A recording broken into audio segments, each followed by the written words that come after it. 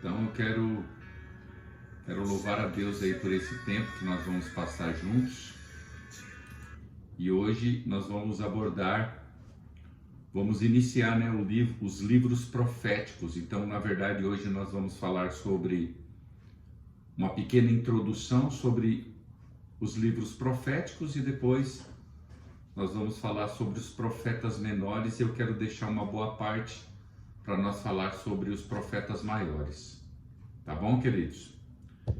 Então, desde já eu gostaria de orar, buscar a face do Senhor para que o Espírito de Deus possa trazer sabedoria, né? Trazer entendimento para a minha vida e que a semente que vai ser plantada no seu Espírito possa produzir resultados para a glória de Deus.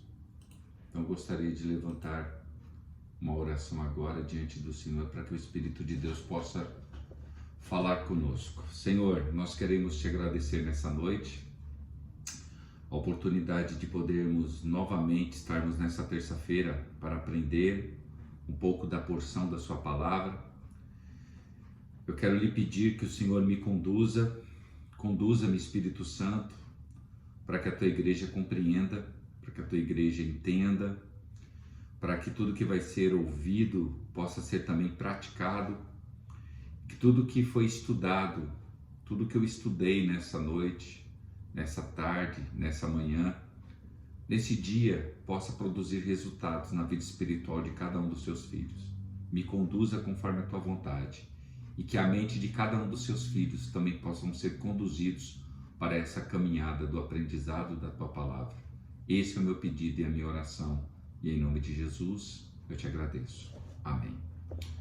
Queridos, nós vamos hoje, como eu já disse para vocês, terminamos os livros proféticos na semana passada e agora vamos dar início aos livros poéticos e vamos dar início agora aos livros proféticos. Então, para a gente dar início, nós precisamos primeiro começar com uma subdivisão dos profetas, né? Então, termina os livros poéticos. O último livro poético é Eclesiastes, e aí já inicia os livros proféticos, que é a partir de Isaías até Malaquias, que é o último livro profético. E depois entra o Novo Testamento, que nós vamos fazer nessa sequência. Então existe uma estrutura bem simples aí de separação desses profetas. Na verdade são 12 profetas, né? São 12 profetas menores e 6 profetas maiores, só que existe aí uma subdivisão deles, que são chamados de profetas maiores e profetas menores. E a questão de ser maior e menor não se diz respeito à valorização do profeta, mas ele é denominado assim, profetas maiores, porque eles escreveram mais do que os profetas menores. Então, na verdade, não é a valorização da pessoa, mas dos seus escritos. E os profetas, eles vão aparecer mais ou menos aí no ano de 800 a.C., e no contexto, eles surgem aí antes dos exílios, que foram falados lá nos livros históricos, né? Os exílios, ou seja, quando a nação de Israel, os dois reinos, são exilados, né? Israel é exilado pelos assírios e Judá, o reino do sul, pelos babilônicos, são exilados. Então eles vêm nesse contexto, eles surgem antes dos exílios, né? Antes dos exílios. Por quê? Porque o povo precisava sofrer essa punição por causa da quebra das alianças, das leis de Deus, da sua desobediência. Ou seja, os profetas, eles surgem nesse contexto do pré-exílio, pré-escravidão, justamente para tentar advertir e chamar o povo para se arrepender antes que o mal lhe aconteça. E também os profetas também estão nesse contexto do pós-exílio e também dentro do exílio. Então a gente precisa entender que o ministério profético, ele se estende no antes, no durante e no final. E aí nós vemos assim o declínio dessa atividade profética, assim, começa no ápice e depois suavemente vai declinando. Então, basicamente, nós precisamos entender que esse movimento, ele nasce dentro de uma estrutura de monarquia. Bem como a gente aprendeu lá atrás nos livros históricos, deixa eu ver quem está querendo entrar aqui, nos livros históricos. Então a gente aprende isso, né? Que os profetas vêm para condenar isso, a desobediência do povo. Só que não era essa a vontade de Deus. É importante a gente saber disso, que os profetas, eles vieram justamente para denunciar, né? Quando o povo estava se desviando do caminho do Senhor, mas vem numa época em que não é a aprovação de Deus, porque vem numa época da monarquia, né? Entre os juízes que a gente aprendeu, o último profeta antes do nascimento desses profetas é Samuel. E Samuel, ele fica triste quando o povo pede, a gente já aprendeu isso, mas Deus fala para ele, Deus fala para Samuel, Samuel, não fique triste porque eles não rejeitaram você, eles rejeitaram a mim. Então já existia essa ideia de que a monarquia não era um projeto de Deus, mas foi por uma insistência do povo, pois todo aquele povo, o pedido do povo era: todos os povos ao nosso redor têm um rei e nós também queremos um rei, ou seja, queremos um ser humano nos dominando, nos orientando. Antes dos reis, o povo tinha a voz profética, tinha os juízes que conduziam o povo mediante as orientações de Deus. Então eles não queriam, eles queriam ser governados pela voz humana e não pela voz profética.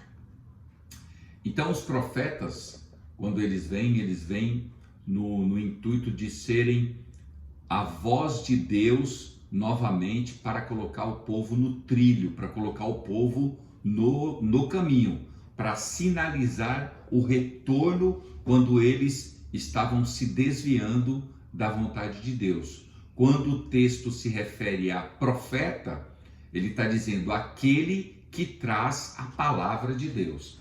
Então a ideia de quando nós falamos de profeta é aquele que traz a palavra de Deus. Porém, existe aí 4 maneiras de se identificar os profetas, ou há 4 formas de identificar essa pessoa que é levantada por Deus para falar em nome de Deus.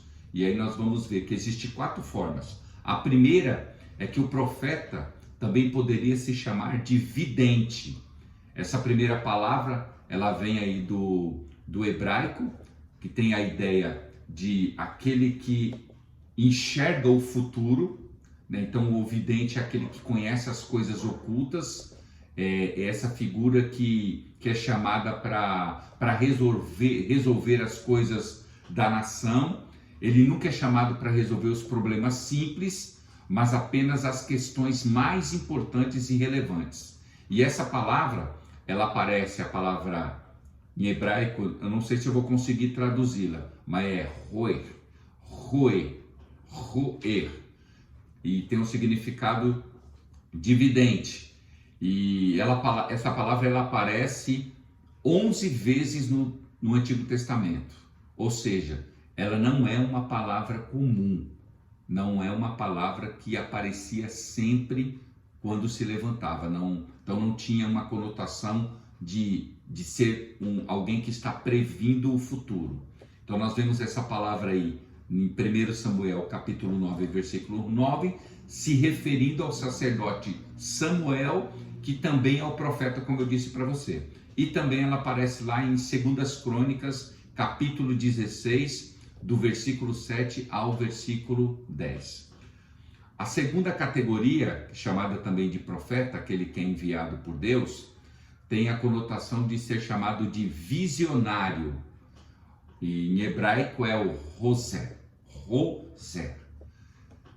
Nós vemos também essa palavra no hebraico se referindo aos profetas no sentido de ser o próximo visionário. Então ela aparece mais ou menos 17 vezes no Antigo Testamento e tem o seu sentido e se divide como sendo positivo ou negativo. Ou seja, esse visionário, quando aparece o profeta, vamos colocar assim, o visionário, tem dois sentidos. Esse profeta pode ser um profeta verdadeiro ou ele pode ser um profeta falso, aquele que profetiza por conveniência.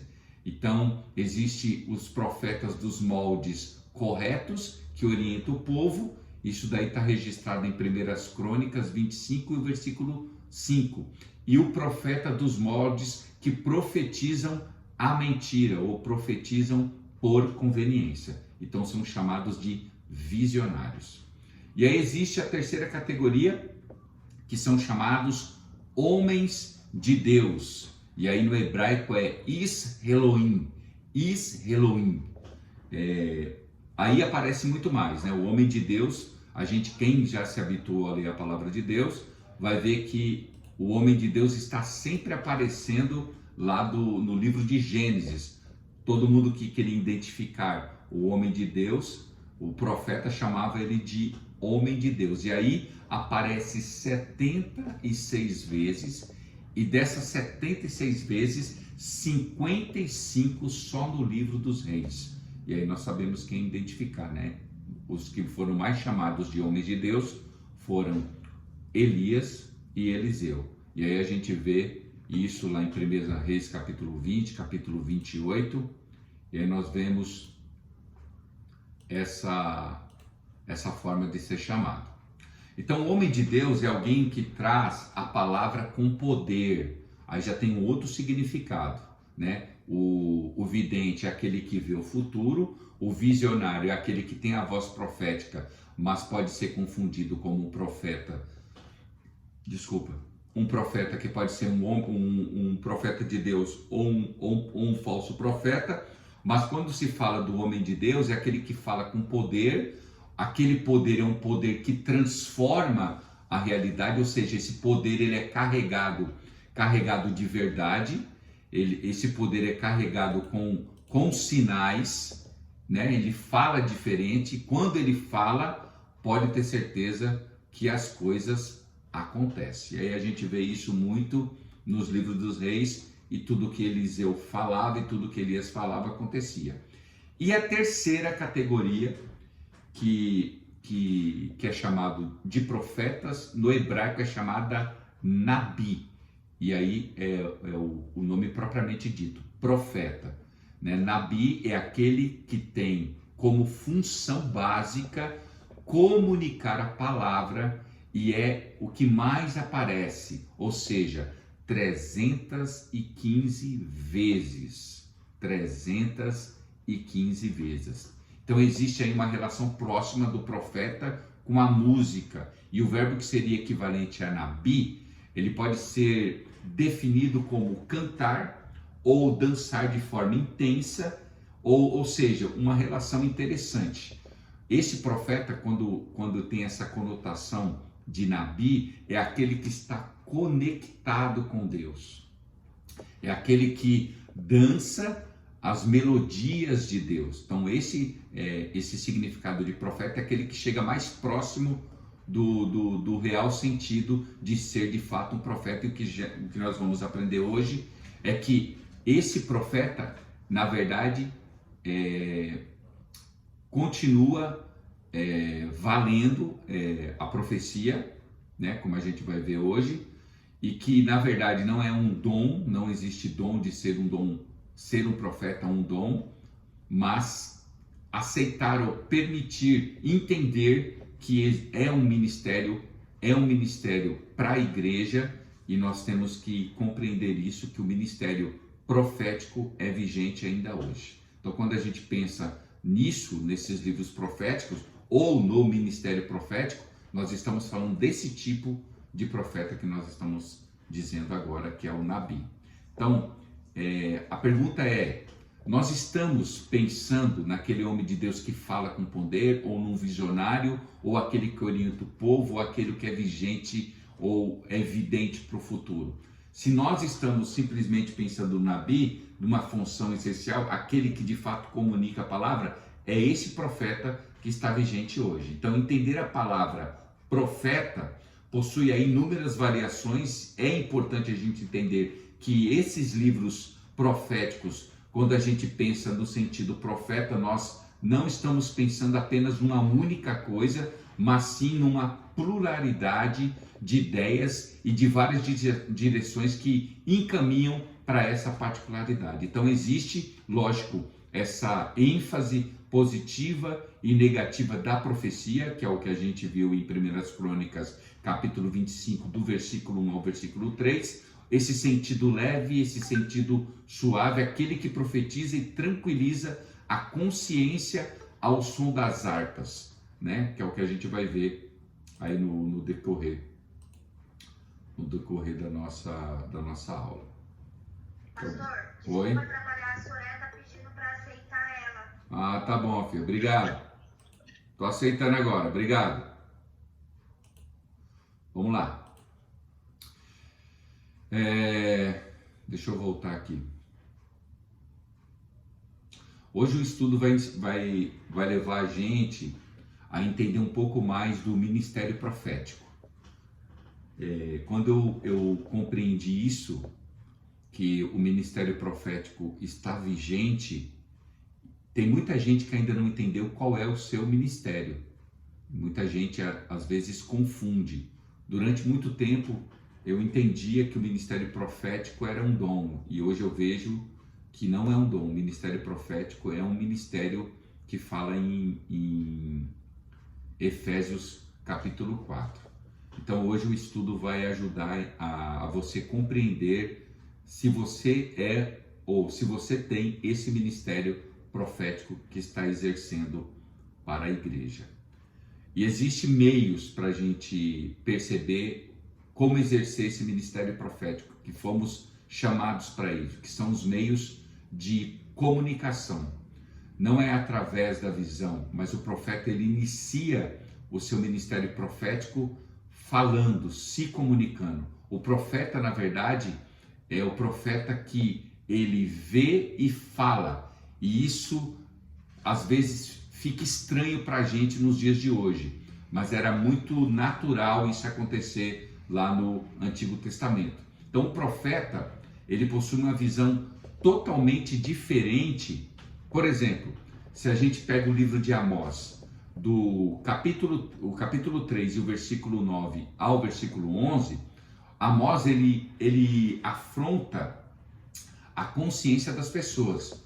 Ele faz as pessoas refletirem sobre o porquê o justo ele é vendido por dinheiro e o pobre ele é trocado por um par de sandálias. Então ele confronta uma sociedade que não sabe fazer justiça, e ela está chamando a sociedade, ele está chamando a sociedade para enxergar aquilo que essa sociedade não está vendo. Então, na verdade, essa é a função do profeta, é abrir os olhos da igreja, do povo, para enxergar o que ninguém, ou seja, só ele está vendo e ninguém está vendo mais. Então ele é alguém que faz a leitura da realidade. Enquanto está tudo obscuro para o povo, o profeta está enxergando. Deus abre os olhos dele e ele enxerga. Então nós temos a ideia aí do Eliseu. O Geazi não estava vendo nada, Eliseu tem os olhos abertos para a realidade, para o que está acontecendo, e ele profetiza, ele fala assim: Senhor, abre os olhos desse moço para que ele possa ver o que eu estou vendo. Então a função do profeta é o quê? É mostrar a realidade para as pessoas. Ainda que essas pessoas não estão enxergando a realidade, ele enxerga a realidade com o seu entendimento, não é a visão, né? Vamos pensar assim, não é uma visão que Deus, ainda que Deus possa dar essa visão,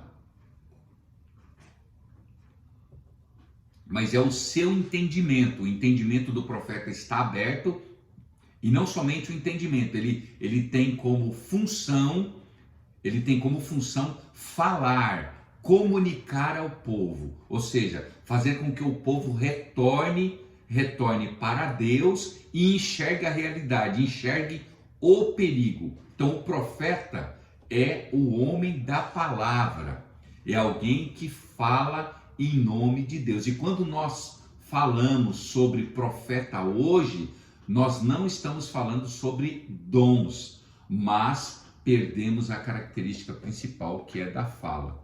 Então, às vezes você tem o ministério profético, e depois que eu comecei a estudar um pouco mais sobre os 5 ministérios, que eu também quero incluir isso aqui no nosso curso, eu acredito que muitos de vocês que estão na nossa comunidade e outros que vão ver esse vídeo no futuro, vão identificar qual é o seu verdadeiro chamado.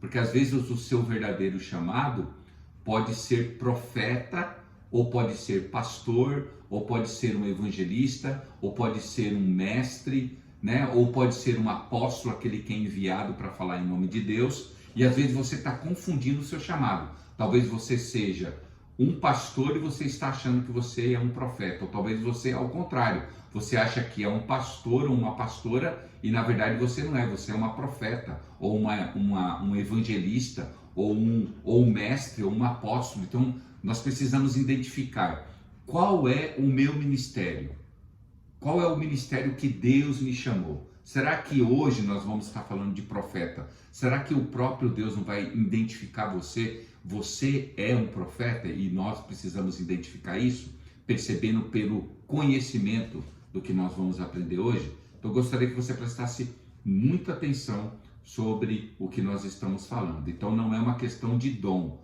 não é uma coisa que você recebe e depois é algo que acontece de vez em quando. Eu não sou pastor de vez em quando, eu sou pastor sempre, é um ministério que eu tenho. O profeta também é assim, é o ministério dele, é constante, assim como o evangelista, assim como o apóstolo. Ou seja, ou alguém, como o apóstolo Paulo diz, tinha os 5 ministérios, talvez você pode ter 3 ministérios, 2 ministérios, e você não sabe, você precisa identificar e pedir essa orientação de Deus para esse propósito. Então a gente precisa entender que não devemos limitar essa questão de um simples dom.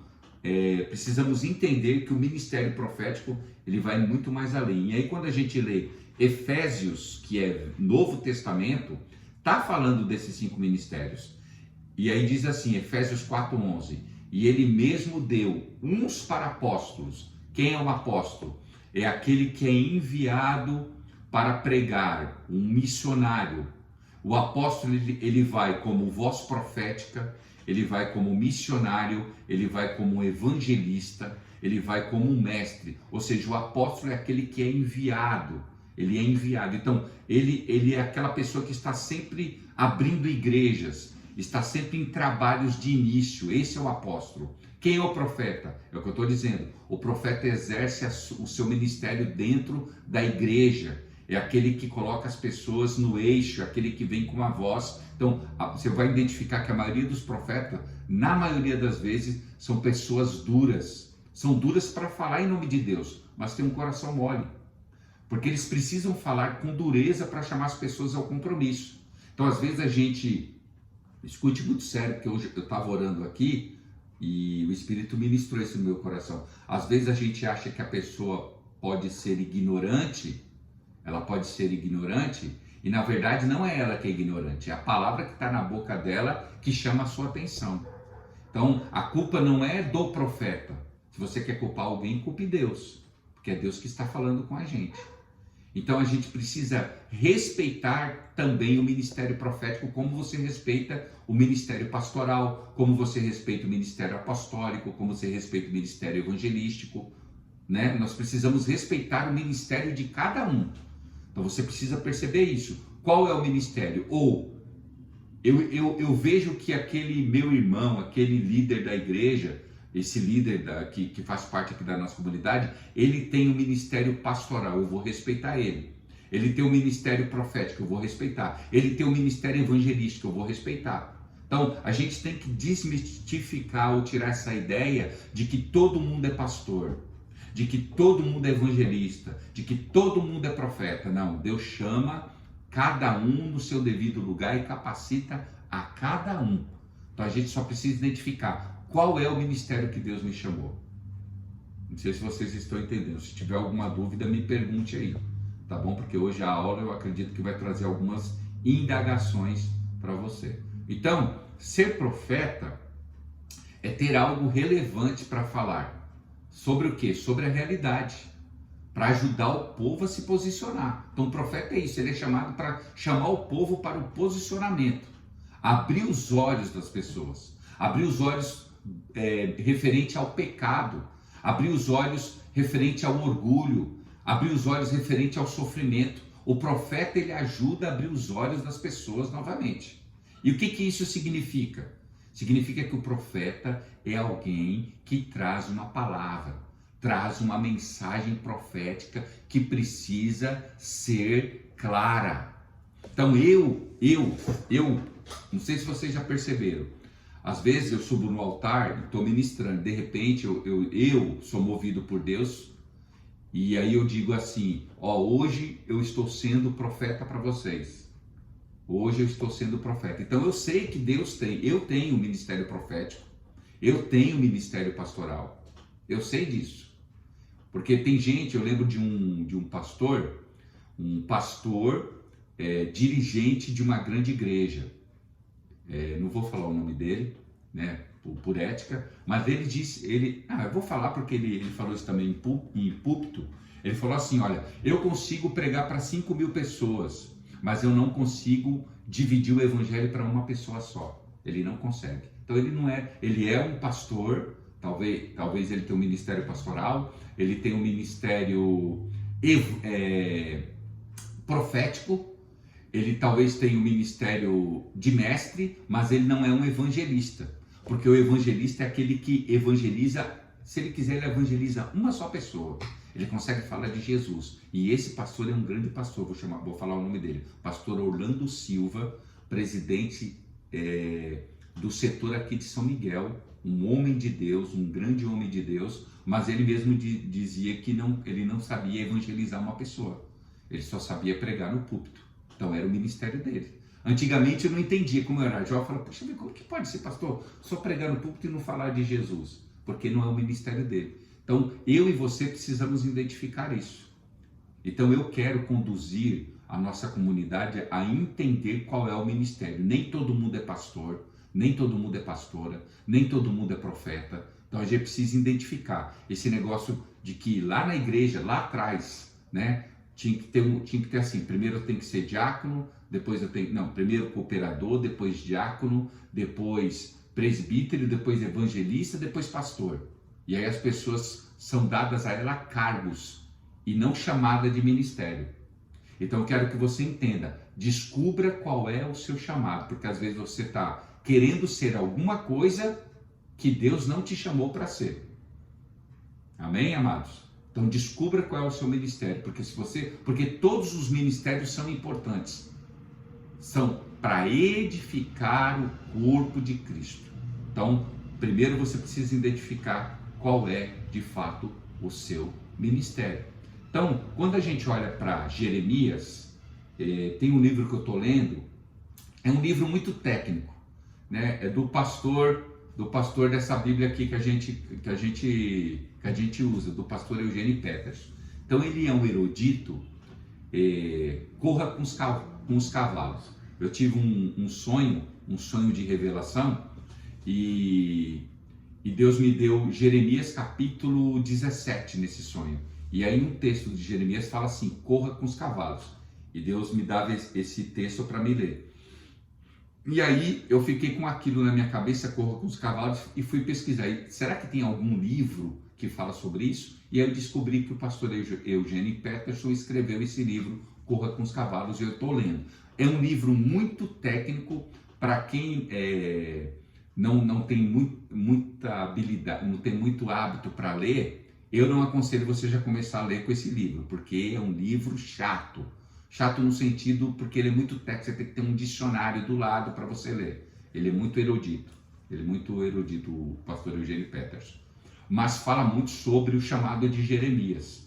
Porque o Jeremias, ele tinha tudo para ser um sacerdote. Tudo. Ele nasceu para ser um sacerdote, foi treinado para ser um sacerdote, mas Deus o chama para ser profeta. Então, se você tiver oportunidade, estude um pouco sobre o livro de Jeremias, ou melhor, você que é preguiçoso em ler, né, escolha a Bíblia em áudio para você ouvir o livro de Jeremias, do profeta Jeremias, que é o profeta maior, que nós vamos falar sobre ele, que é sensacional. Escolha.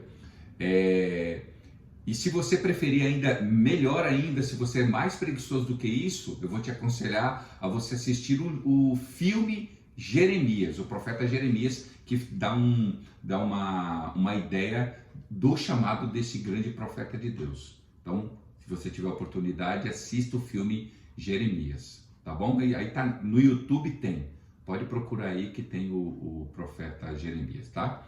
E aí quando a gente vê a chamada dele, que começa no capítulo 1, do versículo 4 ao versículo 10, ele recebe uma palavra do Senhor dizendo assim, ó: eu te formei, te consagrei e te coloquei como profeta. Ou seja, antes da fundação do mundo, antes de Jeremias pensar em existir, Deus já tinha constituído esse homem como profeta, mas ele pensava que ia ser um sacerdote, porque o pai era sacerdote. Então, tira isso da sua cabeça. Não queira ser o que Deus não quer que você seja. Aceite o seu chamado, aceite o seu ministério. Jeremias demorou. Por isso que ele diz assim: Senhor, eu não sei, né? Deus apresenta assim para ele como Deus, e ele fala assim: Senhor, mas eu sou uma criança, eu não sei falar. E aí Deus encoraja, né? Quando a gente fica pensando assim nas vocações dos profetas, nós vemos a mensagem de Deus um impacto devastador, porque o profeta é aquele que traz impacto devastador na vida das pessoas. É um ministério lindo, querido. É um ministério extraordinário, o ministério profético.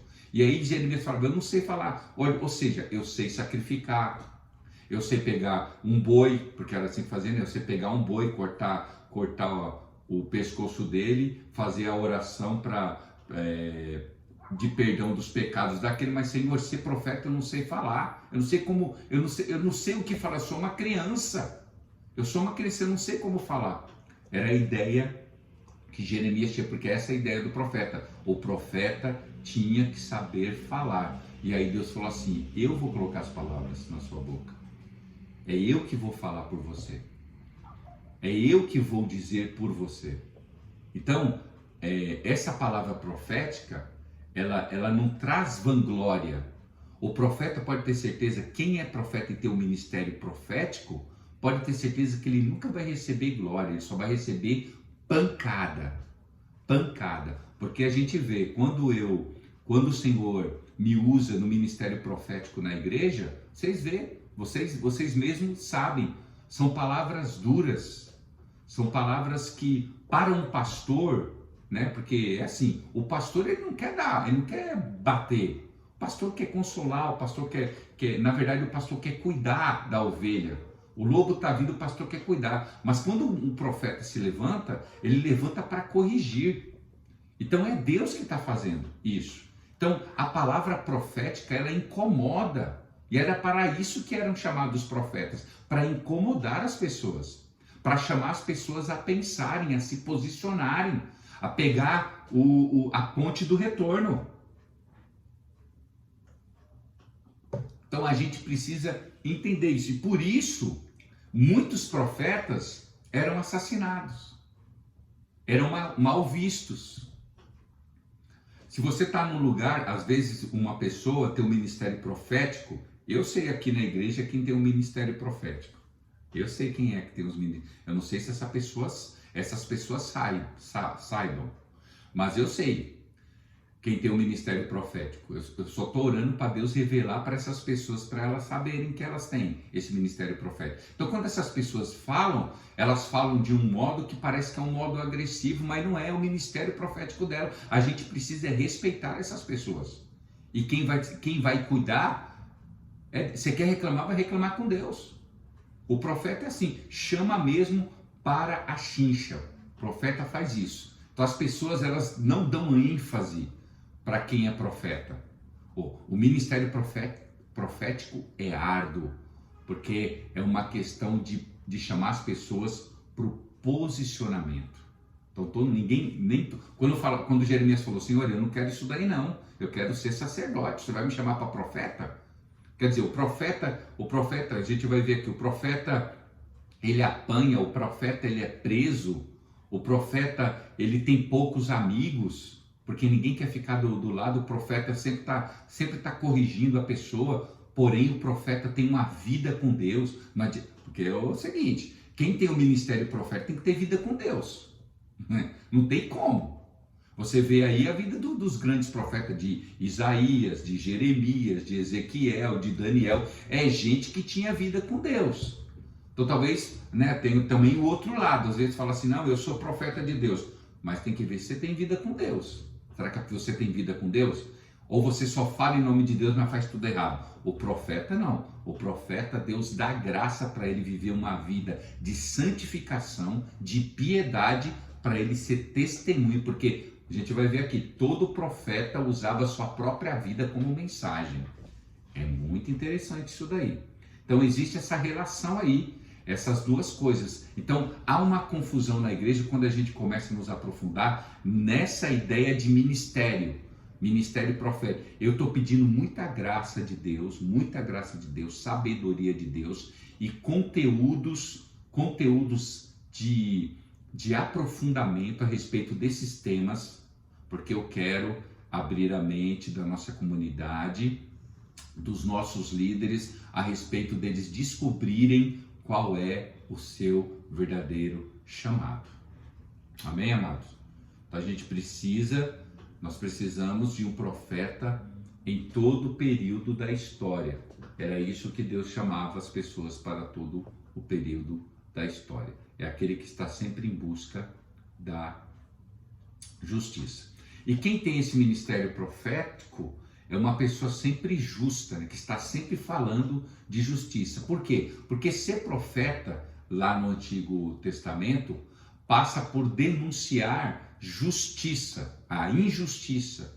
Então, como o povo se esquece, né, da justiça, o profeta faz o povo se lembrar, né? O povo esquece disso. Então, o profeta, além dele falar muito sobre a justiça, ele também tem misericórdia das pessoas. Ele não pode esquecer disso, né? De tratar bem o próximo. Então, o clamor do profeta, lógico que se volta ao mandamento de Deus, mas principalmente ele corrige as pessoas porque ele quer que o amor de Deus seja derramado sobre elas. O profeta, ele corrige para que a pessoa não se perca, entende? Não é aquela correção dizendo, eu vou corrigir você, mas tomara que você se perca. Ah, você tem que cair no buraco mesmo. Não, o profeta não é assim. O profeta, por isso que a gente vê Jeremias, leia o livro de Jeremias, ou pelo menos veja o filme. Você vê o Jeremias chorando, né, em dois sentidos, chorando porque ele não vê a profecia dele se cumprindo na mesma hora que ele profetiza. Ele vai ver depois, né, do cativeiro lá de Babilônia. Mas ele é um profeta que profetiza para o povo se ajeitar, mas ele também ele tem dó do povo, porque o que ele quer não é que Deus mande a Babilônia, que Deus mande os assírios, que Deus mande os seus algozes e os seus inimigos para matar o povo, para corrigir. O profeta não quer isso. O profeta só está alertando, tem que ser duro. O profeta tem que ser duro para alertar o povo, para não acontecer o pior para eles. Então o profeta também é aquele que intercede. Todo profeta é um homem de oração. Todo profeta é uma mulher de oração. Então, gente que está sempre orando para que o povo se converta, para que o povo mude o seu posicionamento. Então o profeta, ele vem, lógico, condenando a postura, o profeta vem condenando a postura dessa pessoa e ele com certeza está preocupado com a justiça. Então ele é um oráculo de condenação, né? Ele é a voz de Deus. O oráculo é aquele que vem com o recado divino, né? Alguém que vem com um recado divino. Ele é o oráculo. E aí quando a gente olha para o livro de Amós, capítulo 7, e o versículo 16 e 17, diz assim, ó: agora, pois, ouve a palavra do Senhor. Tu dizes, profetizas contra Israel, nem fales contra a casa de Isaque. Portanto, assim diz o Senhor: tua mulher se prostituirá na cidade, teus filhos e tuas filhas cairão à espada, a tua terra será repartida a cordel, e tu morrerás na terra imunda, e Israel certamente será levado cativo para fora da sua terra. Quem teria coragem, se não fosse um profeta, para falar isso? Que a esposa dele ia virar uma prostituta, ia se prostituir, que os filhos iam ser mortos de frente a ele, ele ia ver os filhos sendo mortos, ele ia ver tudo se perder para depois ele morrer. Então, tem que ter coragem para falar da tragédia, né? Tem que ser, mas o profeta vem para isso, é o oráculo da condenação. Olha, tem tudo isso para acontecer com você, mas se você mudar sua rota, mas se você se voltar de novo para Deus, nada disso pode acontecer. Deus quer mudar a história de vocês. Então, essa palavra de Amós, ela chega com esse peso de condenação para quem está ouvindo, e lógico, vem numa literatura totalmente profética, ao modo de que vem com duras condenação. Então, o que a gente precisa entender? A gente precisa entender e respeitar as pessoas que têm o ministério profético e compreender que elas vêm em nome do Senhor. Então, esse é o primeiro, o oráculo da condenação. Tem outro também que o profeta é chamado, é o oráculo dos ais, né? É um peso de lamentação. Ele vem com isso, acusando e anunciando o castigo. Essa é a função do profeta. E aí a gente vê isso em Isaías capítulo 5, do versículo 8 ao versículo 10, que diz assim: ai dos que ajuntam casa a casa, reúnem campo a campo, até que não haja mais lugar, e fiquem como únicos moradores no meio da terra. Aos ouvidos disse ao Senhor dos Exércitos: em verdade que muitas casas elas ficarão desertas, e até as grandes e excelentes sem moradores, e 10 cheiras de vinha não darão mais para um bato, e um homer de semente não dará mais a uma efa. Ou seja, profetizando, Isaías está profetizando, e ele está o que? Reclamando das pessoas que estão acumulando casas e propriedades. E aí Deus manda o que? Um peso de condenação, porque eles não estão sendo misericordiosos com aqueles que não têm nada. Eles devem se voltar à misericórdia. Então o profeta vem condenar o quê? O orgulho, a avareza. Então o profeta vem com essa intenção. Olha o coração de vocês. Vocês estão acumulando tantos tesouros aqui e os seus irmãos passando necessidade. Então o profeta vem dar essa orientação para eles. Olha, vocês têm que se converter, porque senão eu vou enviar o inimigo. O inimigo vai vir e vai roubar suas casas, vai roubar seus bens. Sua esposa vai virar uma prostituta. Seus filhos vão ser mortos na sua frente. Então essa é a ideia. Então o profeta vem trazer. Ele é o oráculo da condenação. Por um modo, ele vem até trazer um medo, mas esse medo é o medo para o despertamento da nação e do povo. Mas também tem um lado bom do profeta. O profeta também não é só aquele que traz as palavras de condenação e de juízo. O profeta também é aquele que traz, ele é o oráculo da salvação, né? O primeiro texto, ele afirma que existe uma promessa de salvação. Ou seja, olha, tem tudo isso para acontecer, mas se vocês retornarem, o Senhor está aqui para salvá-los. E aí a gente olha o evangelho do Antigo Testamento. Você sabia que o Antigo Testamento tem um evangelho, o anúncio de um Messias que viria? E esse evangelho, né, dizem os estudiosos que é o evangelho, ou seja, é o livro profético de Isaías. É o profeta que mais fala sobre a vinda do Messias. Então, no capítulo 41, versículo 8 e o versículo 13, ele abre a boca para dizer que agora ele não está sendo só mais um profeta de condenação. Agora ele é o profeta da salvação. ele anuncia salvação para o povo. E foi esse texto que mais me chamou a atenção na minha conversão, que é Isaías 41. Eu acredito que você também goste. Diz assim: porém tu, ó Israel, servo meu, tu, Jacó, a quem elegi, descendência de Abraão, meu amigo, tu, a quem tomei desde os fins da terra, e te chamei dentre os seus mais excelentes, e te disse: tu és o meu servo, a ti escolhi e nunca te rejeitei. Não temas, porque eu sou contigo. Não te assombres, porque eu sou teu Deus. Eu te fortaleço, eu te ajudo, eu te sustento com a destra da minha justiça. Eis que envergonhados e confundidos serão todos os que se indignaram contra ti. Tornar-se-ão em nada, e os que contendem contigo perecerão. Buscá-lo-ás, porém não os acharás. Os que pelejarem contigo tornar-se-ão em nada, e como coisa que não é nada, os que guerreiam contra ti. Porque eu, o Senhor teu Deus, te tomo pela mão direita e te digo: não temas, eu te ajudo. Quem não quer ouvir uma palavra profética dessa? Que Deus é com você, que Deus está do seu lado, que Deus pega você pela mão direita, que ninguém é contra você, que não adianta ninguém se levantar contra você, porque você vai continuar de pé. Quem não quer receber isso? Então, o profeta, o ministério profético, não é só um ministério para condenar, mas é um ministério que vem para salvar, para dar esperança para nós. Então, você que está me ouvindo e o Espírito de Deus está movendo você nessa noite, eu quero te dizer, Deus está chamando você para o ministério profético. Aceite isso, ser um profeta de Deus, ser uma profetisa de Deus. Esse ministério profético ainda está vigente e nós precisamos de profetas comprometidos com o reino de Deus para a edificação da igreja, porque se não tiver profeta, a igreja se corrompe. Tem que ter profetas para que a igreja não seja corrompida.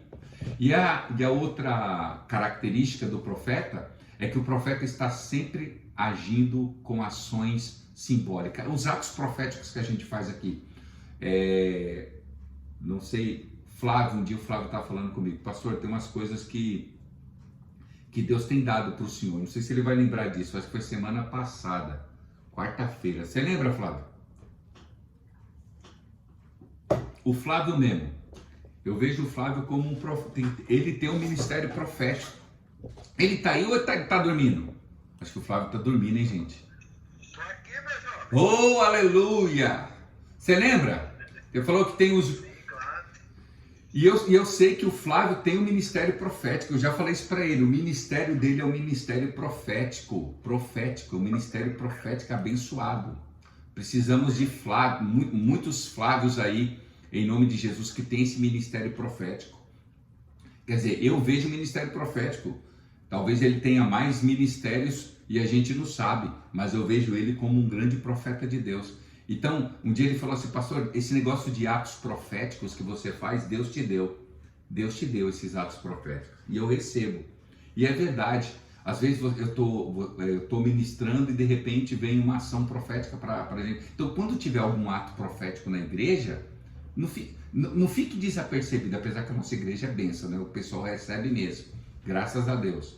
Mas você que é novo, né, na nossa comunidade, está aqui na escola de discipulado, quando houver atos proféticos, saiba que isso vem de Deus, porque os profetas faziam isso, né? Deus usava as próprias ações dos profetas e o que eles faziam como ações simbólicas proféticas, né? Os símbolos, os profetas usavam muitos símbolos, né? O Elias tinha a sua capa, o Moisés tinha a sua vara, né? Cada um usava, né? O Eliseu, você vê lá, eles fazendo vários atos proféticos, as águas de, se eu não me recordo, não está aqui no script, as águas de mar estavam amargas, ele joga farinha, sal ou farinha, uma coisa assim, não me recordo agora, e elas se tornam doces. Então, existem muitas ações proféticas. E, porém, lá no Antigo Testamento, é muito legal a gente falar sobre isso. Deus usava a própria vida dos profetas de Deus para mostrar como que Deus estava se sentindo. Então, quando você vai lá ver Isaías capítulo 20, Deus manda Isaías ficar nu. Lê depois lá, Isaías capítulo 20, Deus manda ele ficar nu, profetiza nu. Aí você vai falar, mas para quê? Qual a ideia de Deus de mandar o Isaías ficar nu? Porque eles iam ser exilados e ser escravos e ser levados para a Babilônia nu. Do mesmo jeito que o profeta estava, era como eles iam ser conduzidos. Era assim. E toda vez que o profeta profetizava com o filho do lado, quando o filho estivesse do lado, ele estivesse profetizando, aquela mensagem é uma mensagem de confronto. E aí você lê isso daí em Isaías capítulo 7, versículo 3, você vai ver o exemplo lá, o profeta saindo com o filho do lado, ele estava dizendo, toda vez que o profeta profetizava com o filho do lado, ele estava dizendo assim, Deus vai mandar guerra, se preparem para a guerra, se preparem para a guerra. E aí você vê, né, outros símbolos, você olha para o profeta Oséias, quando Deus fala assim para ele, Oséias, você vai casar com uma prostituta agora, case com uma prostituta e tenha filhos com ela, e aí ela vai se separar de você e vai ter filhos com outras pessoas e você vai cuidar dos filhos dela. Ou seja, olha o que Deus faz, fala para o profeta, case com uma prostituta sabendo que ela vai te trair, e depois que ela te trair, você vai perdoar ela e vai trazer ela para casa. Ela não vai querer ficar, e aí tem um filme muito legal chamado Amor Incondicional, que é a história do profeta Oséias. Se você tiver oportunidade, assiste também, Amor Incondicional. E aí Deus fala assim para ele, depois ela não vai querer voltar com você. Depois de trair você, ela não vai querer voltar. O que você vai fazer? Aquele que ela traiu vai pegar ela e vai vender como escrava. Lá, quando ela for vendida como escrava, você paga por ela e compre ela como escrava, porque ela vai ter que ficar com você, porque você a comprou. Aí você fala assim, mas meu Deus, como que aconteceu na cabeça desse Oséias para ele fazer isso? É a graça de Deus na vida dele, porque eu não teria coragem de fazer isso. Eu acho que nem muitos homens que estão assistindo aí. Ver toda essa situação e ainda perdoar a situação e comprar a pessoa. E aí Deus estava querendo dar uma lição para o povo de Israel, que era isso. Deus era o homem do povo, da nação. Israel era a sua mulher. E o que eles faziam? Quando eles adoravam outros deuses, para Deus é se prostituir. É como se você estivesse traindo Deus. É como se fosse um adultério. Quando o povo de Israel adorava outros deuses ou pedia recursos para outros deuses, para Deus era como se ele estivesse adulterando. E eu lembro um dia, que a irmã Glória não está na nossa aula, mas foi essa mensagem que eu falei para ela quando eu evangelizei a irmã Glória. Evangelizei só eu e a irmã Glória, e eu falei muito sobre isso, da questão da idolatria. A irmã Glória e a mãe do Jefferson, não sei se os irmãos vão lembrar, a dona Geralda, eu falei muito sobre idolatria e disse isso para as duas. Falei assim, é assim que Deus se sente quando a gente coloca Deus em segundo plano. É como se você estivesse adulterando. Aí a pessoa fica pensando, alguém precisa de muita graça de Deus para perdoar um adultério. E é assim que Deus se sentia quando o povo de Israel servia outros deuses. E aí ele usa a vida do profeta para mostrar na vida do profeta como Deus faz. Se você não está se posicionando, eu vou comprar vocês. Aí o que Deus... o modo como Deus fala para o profeta Oséias comprar é o que Jesus fez por nós. Então ele estava replicando uma profecia lá no futuro, que Deus iria nos comprar por intermédio do sangue de Jesus. Nós somos comprados pelo sangue de Jesus, para que a gente não venha se prostituir de novo. Não tem para onde a gente correr. Nós somos comprados pelo sangue de Jesus. Essa é a ideia do profeta. Então, atos proféticos nessa magnitude. Olha como é importante. Aí você vai falar assim, ô pastor, e meu Deus, como eu comentei do Flávio aqui agora, e talvez você está se identificando com esse ministério profético, aí você fala assim, meu Deus, mas isso vai acontecer comigo? Eu falei, não, calma. Isso é o que acontecia lá no Velho Testamento. Mas Deus pode exigir alguma coisa em particular para o profeta fazer. Então isso é muito particular. Muito particular. Amém? Isso daí é só uma introdução do ministério profético, tá bom? Como eu prometi para vocês, nós vamos falar agora dos 12 profetas menores. Eu vou dar só um pano de fundo sobre os 12 profetas menores e vamos deixar para as outras 2 semanas os profetas maiores. Amém? Até aqui, há alguma dúvida? Tem alguma dúvida? Por favor, entre em contato. Vê aí, gente. Vocês têm alguma dúvida? Esse é o momento de vocês perguntarem. Porque aí eu vou já partir para outra fase. Nós vamos falar agora rapidamente do significado dos 12 profetas menores. Alguma dúvida?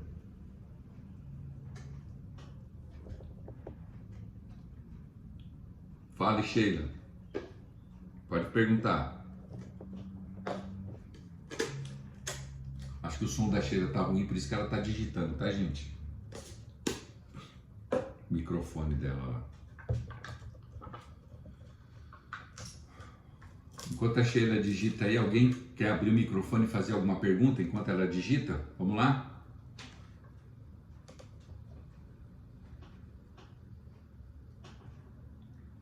Ela está falando sobre as pessoas que sonham com o futuro. Talvez, não necessariamente, Sheila, não necessariamente. Se ele já tem o ministério profético, se ele já tem o... Será que é essa a pergunta que você está falando? Não entendi. Se ele já tem o ministério profético e sonha com o futuro de quem? De alguém ou dele mesmo? Aí tem que ver. É isso? Porque às vezes você... de alguém. Tá. Então, às vezes... Pode ser uma mensagem profética para a pessoa, mas isso não quer dizer que você tem um ministério profético. Entendeu?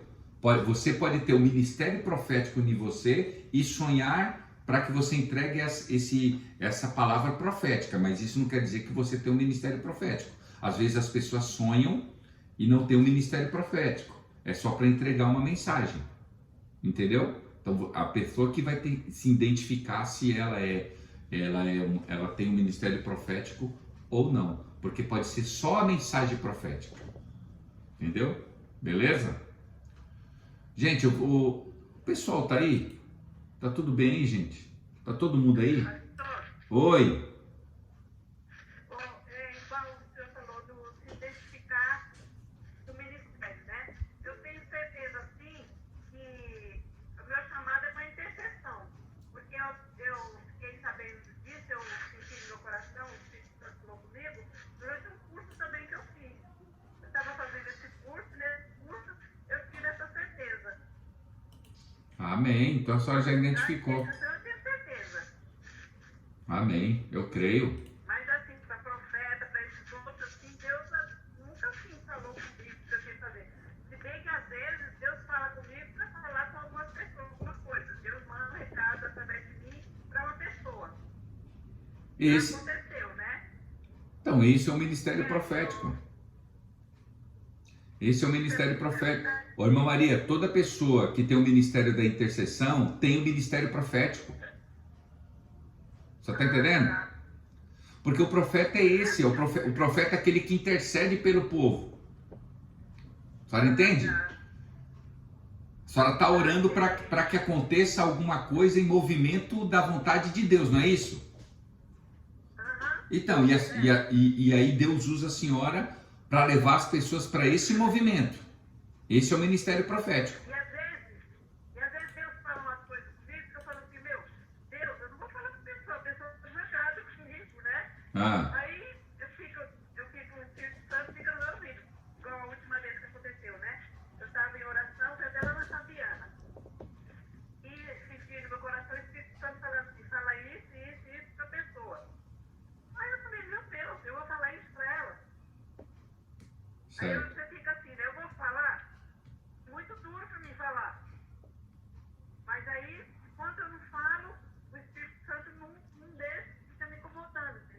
Certo. Aí eu vou e falo.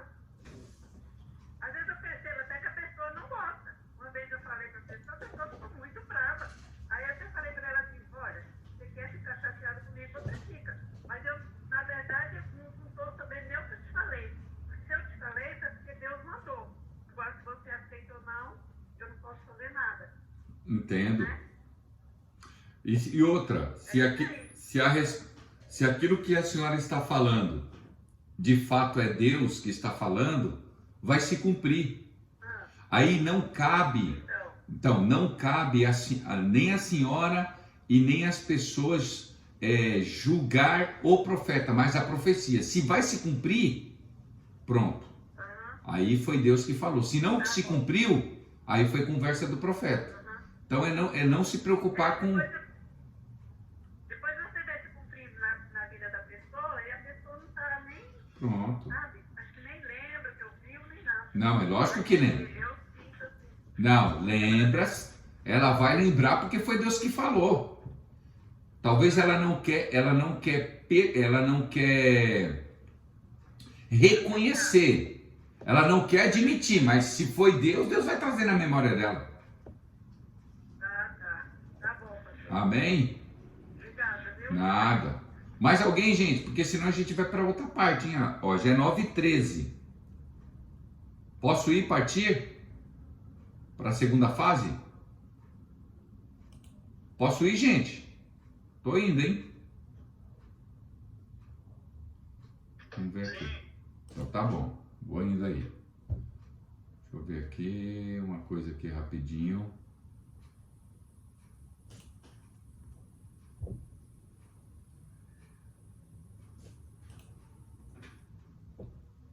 Vamos lá então, gente. Vamos falar rapidamente sobre os profetas, um pano de fundo aqui, ó. Os profetas menores. Então vamos por que os livros foram escritos? Qual é a ideia desses livros serem escritos? Então vamos lá. Vamos começar aqui primeiro vamos começar por uma ordem cronológica. Então vamos começar aí pelo livro de Miqueias. Alguém, se você não teve a curiosidade, leia o profeta Miqueias. Então vamos iniciar lá. Na visão geral do livro de Miqueias, Miqueias na verdade é um contemporâneo, ou seja, da mesma época de Isaías. Lógico que Miqueias tem uma linguagem dura, né? Ele prega contra o latifúndio, contra a justiça que está sendo corrompida, contra a violência dos poderosos, né? Ele está explicando que existe uma justificativa espiritual para a conjuntura social desastrosa que o povo está vivendo. Por quê?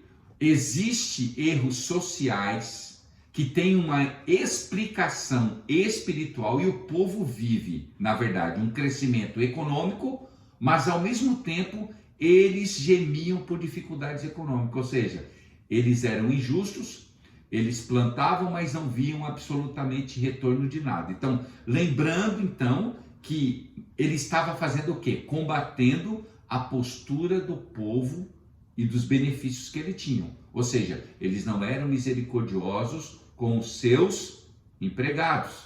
Então é importante que eles usurpavam os direitos dos seus empregados, né, dos escravos, né, não pagava justamente, agredia, violentava, e aí vem o profeta Miqueias falando contra esses empresários, batendo colocado neles, né? Então é importante a gente perceber que essa veia política, os profetas eles têm.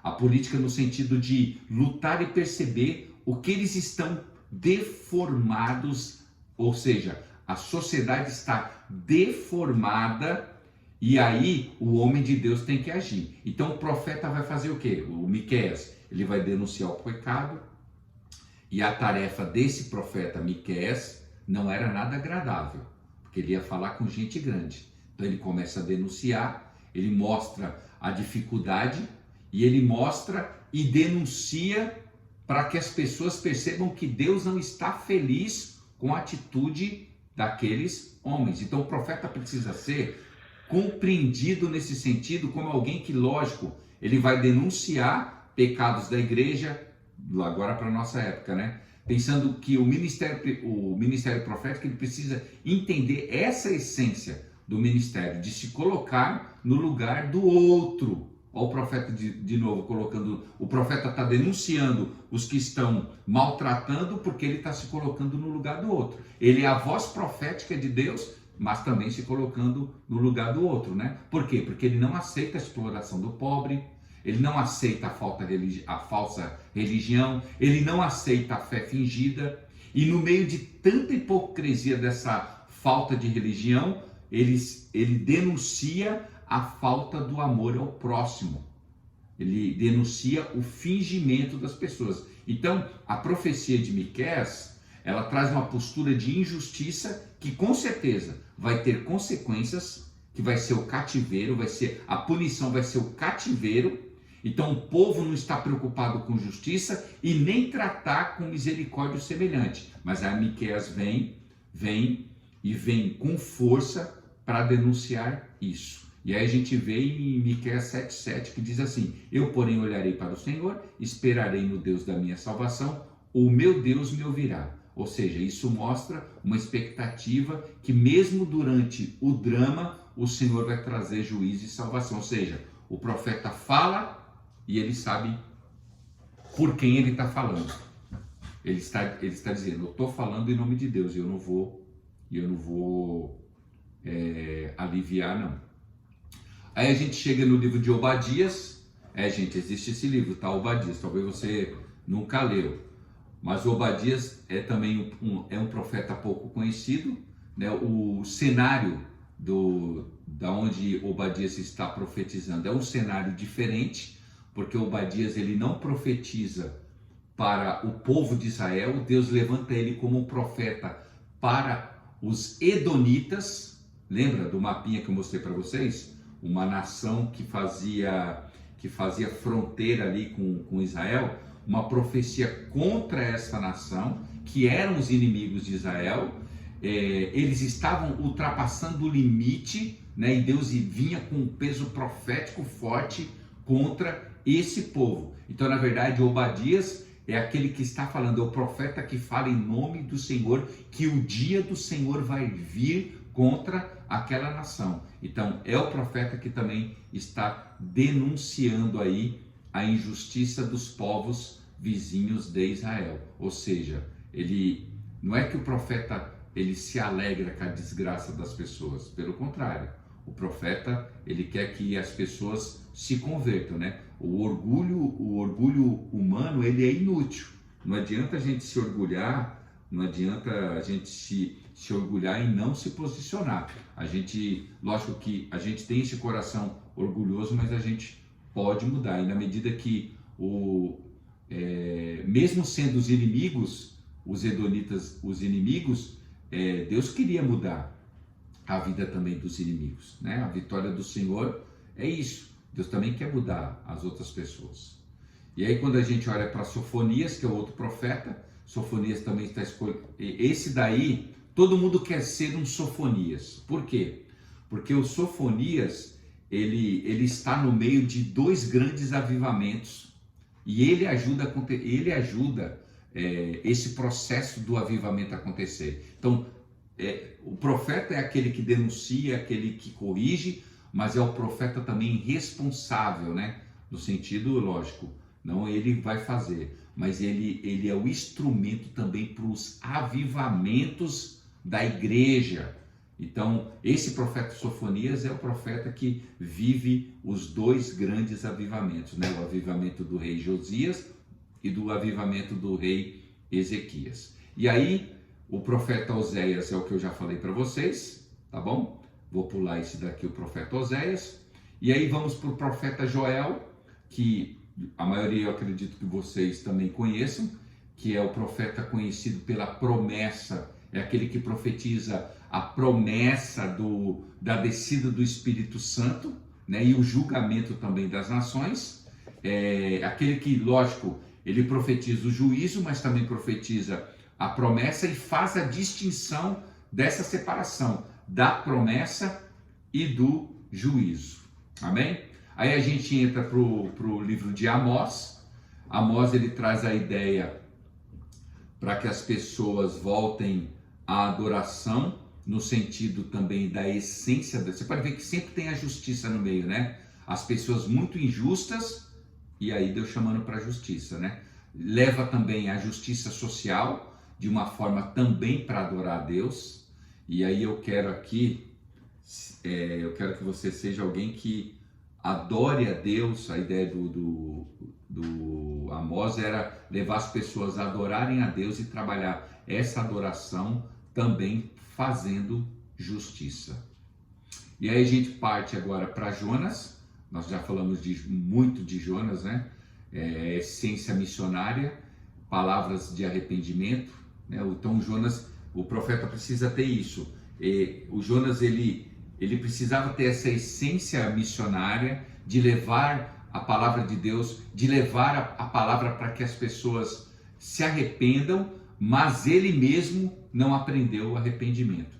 Então parece uma coisa errada, né? Como que o profeta leva uma palavra para os homens se arrependerem, mas ele mesmo tem dificuldade de se arrepender? Então parece uma coisa meio que confusa.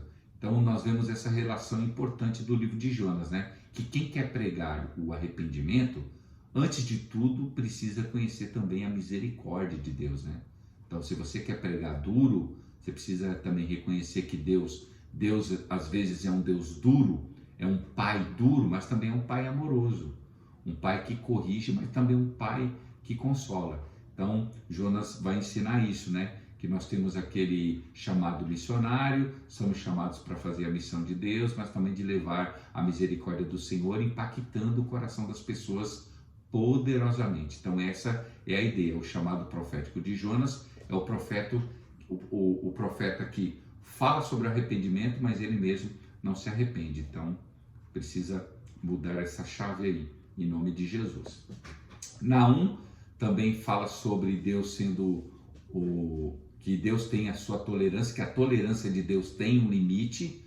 Dá uma ideia também de tempo, que a gente se aproprie do perdão das promessas, né? Mas Deus também, Naum, está mostrando, olha, Deus é misericordioso, Deus é bondoso, Deus é benigno, mas Deus também tem o seu limite de tolerância. Então vocês precisam se voltar. Então a ideia de Naum é dizendo, olha, Deus tem limites para tolerar. Então não aproveite não use, né? Não use em excesso da benevolência de Deus, da misericórdia de Deus, da bondade de Deus. Então o Naum está alertando as pessoas, olha, o limite da tolerância de Deus está acabando. Então é hora de vocês já se arrependerem. E aí quando a gente olha Abacuque, ele é conhecido, né? O livro de Abacuque tem canções, muitas canções que falam sobre o justo viver pela fé, né? Ainda que a figueira não floresça, e aí tem aquela parte do livro de Abacuque. A ideia é que esse livro está esperando uma resposta de Deus, algo que não está vindo, e que o povo inimigo está fazendo injustiça contra o povo de Israel, mas ele acredita que Deus virá de uma forma misericordiosa e mudará toda essa situação. Então, quando Deus revela justiça de uma forma improvável, mas uma vez ele chama a atender que a justiça nós devemos experimentar, a justiça de Deus se experimenta pela fé. E aí o livro de Ageu, para a gente estar já concluindo, é o profeta que chama para uma retomada de compromisso de Deus, porque o povo esquece de fazer a sua parte, né? É na hora da reconstrução que Deus está reconstruindo o templo lá, e o povo, ao invés de ofertarem, ao invés de ajudarem na construção do templo, não ajudam. Então o profeta chama o povo para fazer a parte dele. Ageu também é esse profeta que chama o povo a se voltar e fazer a sua parte. E o último, que é Zacarias, que também é um profeta messiânico, um dos profetas que apontam para Cristo, dizendo que ele virá. Amém, amados? E para concluir, para terminar a nossa aula, eu gostaria que você refletisse um pouco sobre como eu devo entender esses grupos de profetas melhores, né? Sempre trazendo essa linha aí consistente de que ter o ministério profético é ter um ministério abençoado por Deus, é um ministério voltado para o crescimento da igreja, vendo nesse sentido, orando a Deus para saber se é esse o ministério que Deus tem para você, né? E entender as características desse ministério e do que Deus tem para sua vida. E para terminar, para a gente orar, o ministério profético, ele fala de um povo que está cumprindo a sua parte na aliança e fala das consequências desastrosas dessa quebra de aliança que traz para esse povo. Amém, amados? Então é isso daí. Tomara que o Espírito de Deus possa ter falado com você nessas 1h16 que a gente ficou junto. Se existe alguém aí que... Oi? O senhor vai mandar isso pra gente? Porque o senhor falou dos 12 numa ordem cronológica, mas daí depois eu tava fazendo outras anotações e eu acabei perdendo os últimos. Você vai mandar depois? Vou mandar. Tá bom, então, obrigada. Tá bom? Vou mandar todo o material para vocês. Deixa eu ver aqui, a Sheila perguntou uma coisa aqui, peraí.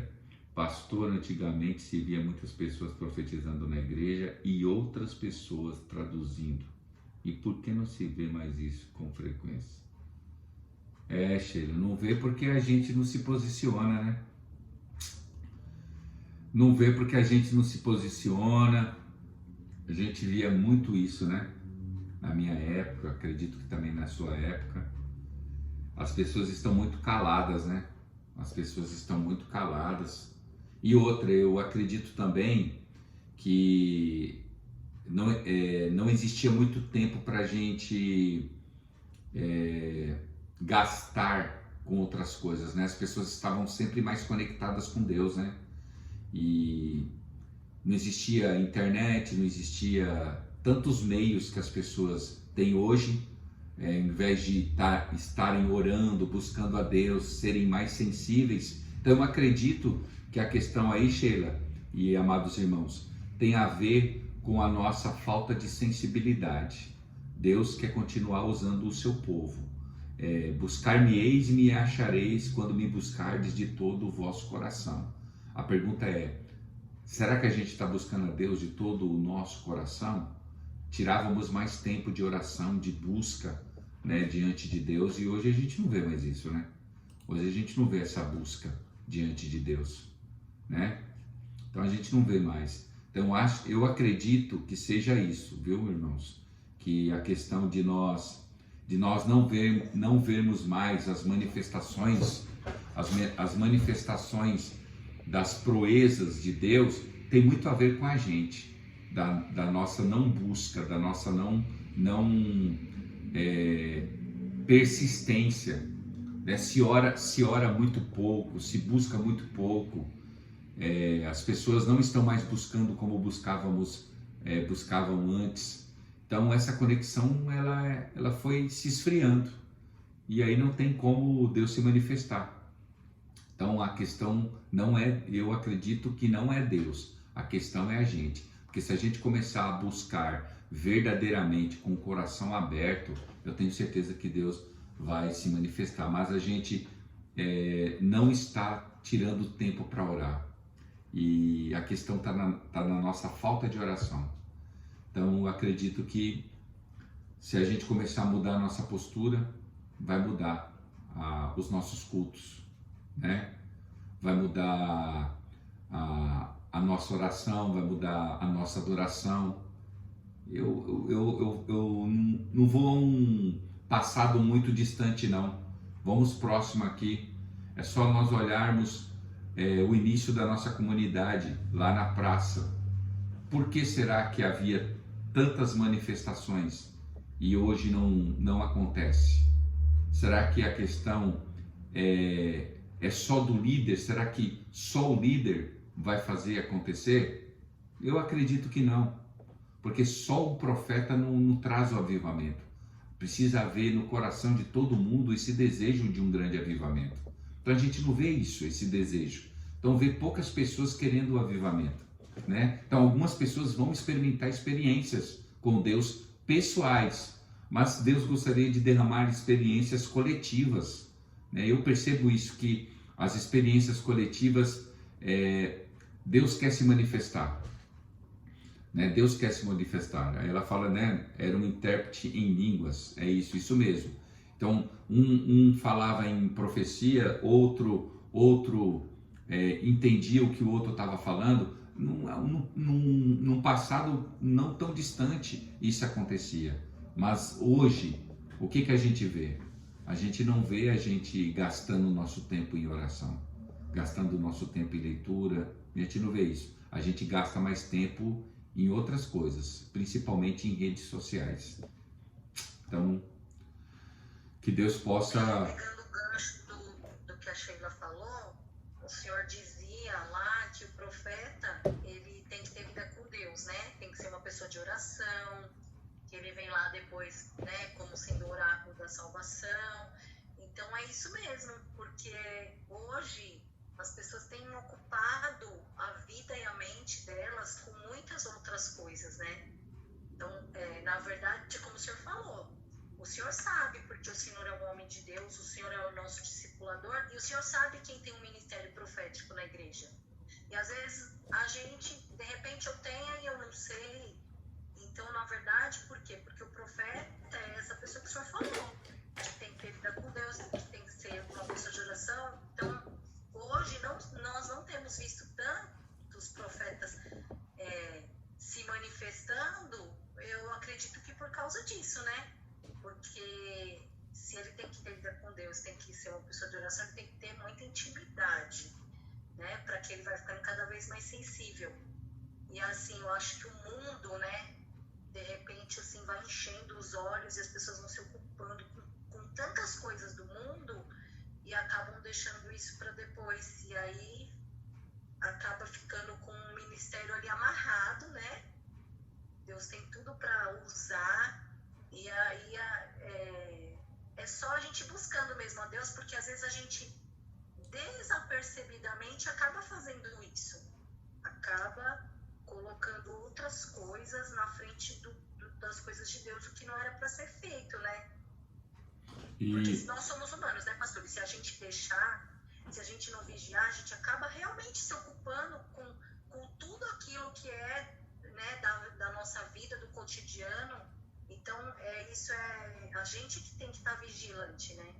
E quando eu lembro isso, um passado recente, as pessoas elas tinham prazer de vir para o culto. Era assim, eu venho para o culto porque eu sei que vai acontecer alguma coisa no culto. Eu já sei que vai acontecer alguma coisa.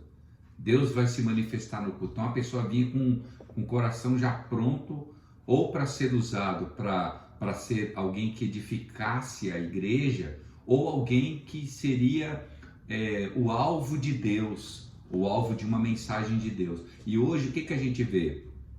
A gente vê pessoas que não dão valor como o culto deve, né? Pessoas que na hora da oração não oram, na hora das canções não cantam, chegam atrasadas, não dão a reverência que deve ser dada a Deus, né? O culto ali, na verdade, é algo para bater um cartão, para não ficar uma coisa vaga durante a semana. Então, eu sinto isso, que o coração não está totalmente voltado. Então, é como Jesus disse para os fariseus, é algo mecânico, é algo hipócrita. E aí Deus não pode se manifestar na hipocrisia, porque Deus queria se manifestar na época de Jesus. E até o próprio Jesus, estava comentando com a pastora Josi, eu acho que antes de ontem, nós estávamos comentando sobre isso. O próprio Jesus, ele não pôde fazer muita coisa em Nazaré, na cidade dele, não porque ele não tinha poder para fazer, ele era Jesus, mas o próprio povo estava com seu coração endurecido. Puxa vida, quem é esse Jesus? Eu estava comentando com a pastora Josi um assunto, e eu falei assim, puxa vida, por que às vezes eu estou num lugar e Deus não se manifesta? Aí a pastora falou assim para mim, amor, porque talvez o coração daquelas pessoas não te veem como como alguém enviado por Deus, assim como aconteceu lá em Nazaré. As pessoas olhavam para Jesus e olhavam a infância dele.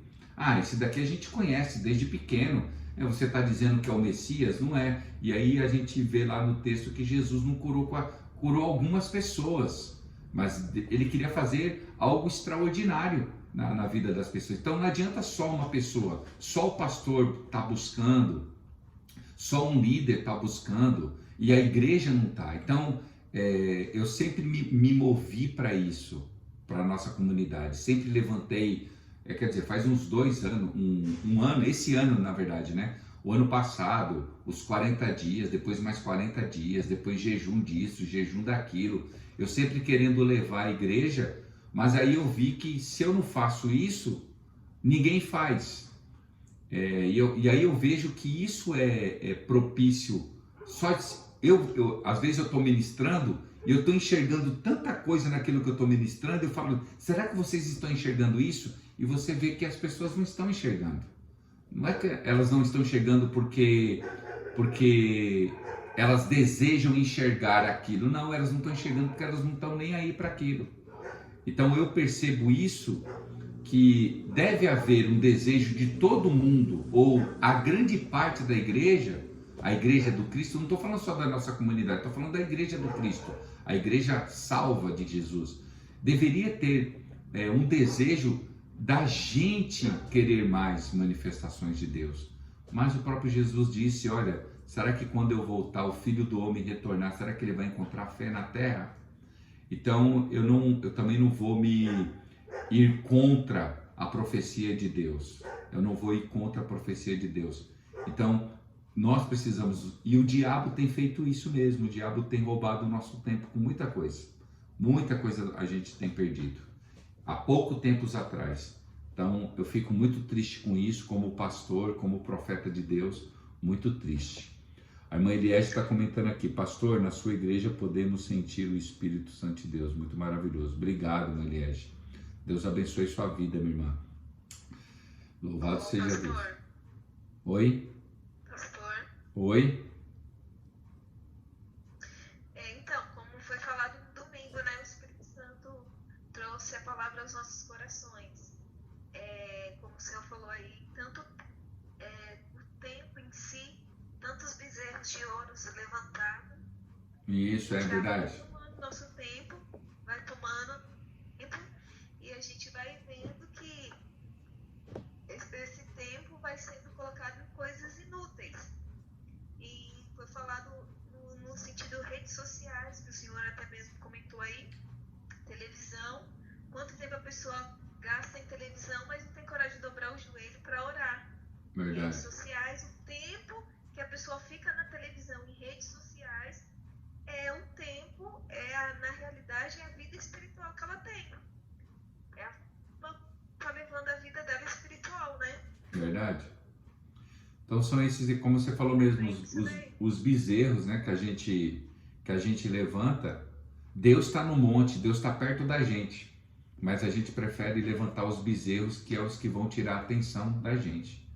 Então, gente, puxa vida, se a gente colocasse em prática tudo que a gente já tem aprendido aqui nas nossas aulas, nos cultos, né, nos comentários dos nossos irmãos, por que a gente não se posiciona? A gente deveria se posicionar, mas não. Sabe o que vai acontecer? Infelizmente, a gente vai terminar agora a aula, amanhã, infelizmente, parece que a gente não aprendeu nada, a gente vai continuar fazendo as mesmas coisas. E a gente vai viver as mesmas coisas, porque não tem como. O movimento, se você está se movimentando para um lado, você não vai viver nada do que o outro lado está para proporcionar para você. Então, é isso daí, você está fazendo as mesmas coisas e vai viver as mesmas coisas.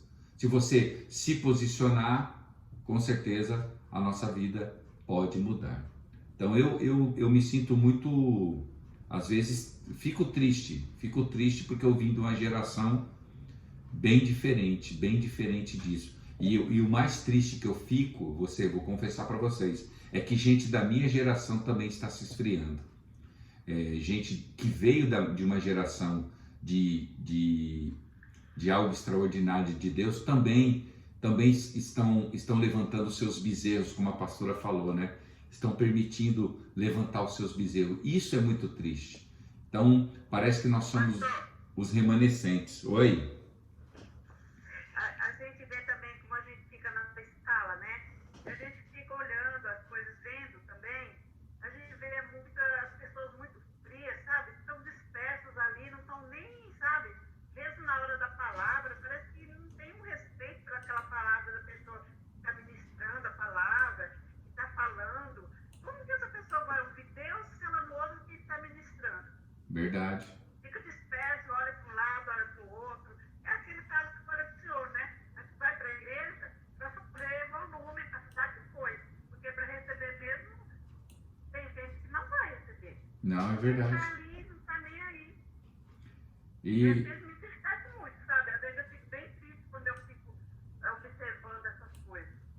Porque a gente está ali para receber de Deus, né? Não é para ver quem está ali, para ver, para pensar em outras coisas, né? verdade. E isso é muito triste. O primeiro amor já era, né? Esfriou muito. Seria tão bom, né? O primeiro amor era maravilhoso, né? O primeiro amor, que é sempre está presente em tudo que tem na igreja. Se tiver 10 semanas, vai. Agora não, tem um culto, quando vai nesse culto, não vai para receber. Não, e o mais triste, irmã Maria, sabe o que eu vejo também? Eu vou confessar para vocês. O mais triste é que a gente não vê as pessoas querendo participar do culto, não é? A irmã Maria falou uma coisa muito boa, muito legal, né? Às vezes não é só você participar do culto, mas também tipo assim, eu quero contar um testemunho. Eu quero dizer o que Deus tem feito na minha vida. Isso é participar de um culto. E você não vê as pessoas se posicionando nisso. Quer dizer, aí as pessoas falam assim, eu vou dizer o que às vezes a gente ouve, né? Sempre são as mesmas pessoas que oram, sempre são as mesmas pessoas que pregam, sempre são as mesmas pessoas que trabalham. Mas por quê? Porque são sempre essas mesmas pessoas que se posicionam. Não é que existe uma patota, existe uma panela, não é. É porque são sempre essas pessoas que estão se posicionando. Puxa vida, o culto não é só para o pastor, o culto é para Deus, o culto não é para o pastor, o culto não é para o líder, o culto não é para o membro, o culto é para Deus. Como seria legal se alguém falasse assim, pastor, eu tenho um testemunho para contar. Puxa vida, seria tão bom. A pessoa vinha para a igreja para contar um testemunho, a pessoa vinha para a igreja para falar das coisas de Deus. Hoje a gente, eu lembro muito disso, né? Eu lembro muito disso. Eu estou sendo talvez repetitivo, mas é porque eu preciso falar o que está no meu coração. Nós fazemos os cultos lá na praça, terminavam os cultos e as pessoas, ficavam mais 30, 40, 50 minutos conversando, tinham prazer de ficar. Hoje, eu não estou falando hoje por causa da pandemia, não, estou falando depois, né, há uns 2, 3, 4, 5 anos atrás. Hoje as pessoas terminam o culto, os que elas querem ir embora, parece que não tem prazer de estar conversando, de estar com os irmãos. Então, seria tão bom se tivesse mais gente para falar de Deus, para pregar, gente para testemunhar, gente para trabalhar no andamento do culto. Mas não tem, as pessoas não têm esse desejo de serem usadas e ousadas. E aí é sempre as mesmas pessoas. E aí vai ser sempre as mesmas pessoas, porque essas mesmas pessoas que estão prontas para fazer e desejam cultuar a Deus e apresentar o seu sacrifício diante de Deus. Então é muito triste mesmo. Eu confesso para vocês que é muito triste. Eu oro a Deus para que isso aconteça, um grande movimento de Deus. Mas é Deus que tem que fazer, não é o pastor Paulo. O pastor Paulo talvez tentou fazer isso durante alguns anos e perdi muito cabelo. Então, ultimamente hoje, eu espero Deus falar ao meu coração e aí eu me posiciono. Então, eu não vou forçar mais ninguém não, em nome de Jesus. Amém, amados? Vamos orar? Obrigado aí pelos compartilhamentos, por vocês dividirem aí. Deus abençoe a vida da Janaína, Deus abençoe a sua vida, minha irmã Antônia, o Antônio, a irmã Eliege, obrigado aí pelo seu comentário, irmã. Flávio, Deus abençoe, irmão Gilson, Isabela, o Júnior, Deus abençoe seus comentários aí, Júnior, irmã Maria Lopes, obrigado, pastora Josi, a Príncia, a Sâmia, obrigado, Sheila, pelos seus comentários aí, Soraya, Deus te abençoe pelos seus comentários, irmã Ivanice. Vamos orar, queridos, vamos orar a Deus. Oi? Não, falei amém, pastor. Amém. Então vamos orar em nome de Jesus? Vamos orar, vamos agradecer a Deus por essa aula, para a glória do nome de Jesus. Quem aí se habilita a levantar essa oração? Pastor, Oi? eu quero apresentar o meu sobrinho, Ravi, que ele está aqui na minha casa e ele não está bem. Ele tem a idade da Soraya, então eu gostaria que os irmãos colocassem ele em oração. Amém. Ravi. Amém, então bom. Ravi, vamos orar por ele. Vamos colocar diante de Deus. Pastora Josi, por favor.